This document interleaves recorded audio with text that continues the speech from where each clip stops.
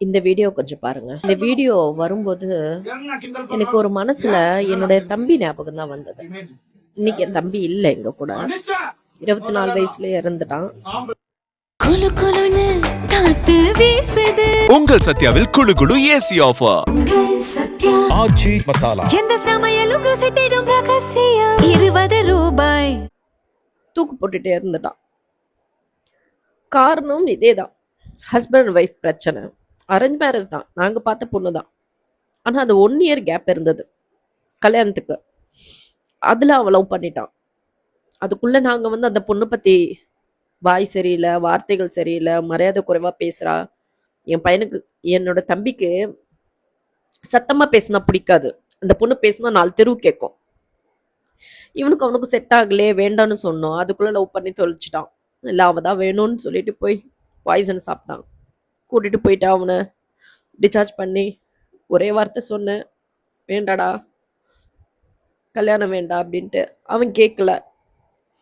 கல்யாணம்னு ஒரு பேர்ல உன்னை கஷ்டப்படுத்தும் அந்த லைஃப்னு எனக்கு முன்னாடியே தெரியுது, நல்லா இரு அப்படின்னு சொல்லிட்டு அவன் கல்யாணத்துக்கு கூட நான் போகல.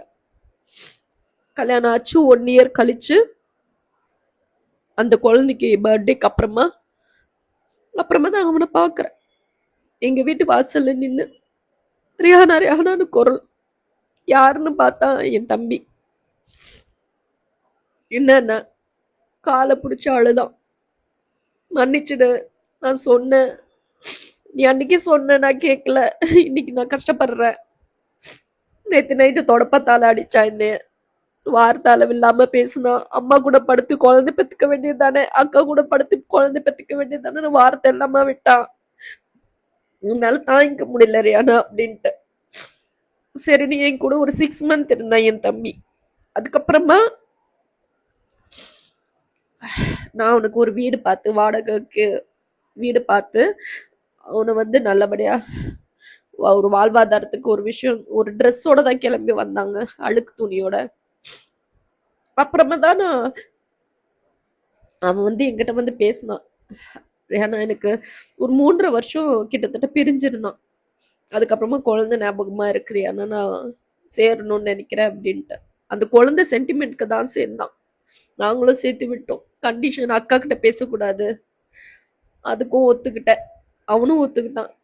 சேர்ந்து 2 நாள்ல திருட்டுத்தனமா எனக்கு கால் பண்ணி பேசினான். மனசு கேட்கல. இந்த 3.5 வருஷம் நான் போட்ட அழுக்கு துணியோட வந்தேன். எனக்கு இருக்க இடமும் பொழைக்கிறதுக்கான ஒரு விஷயமும் பண்ணி கொடுத்தேன்.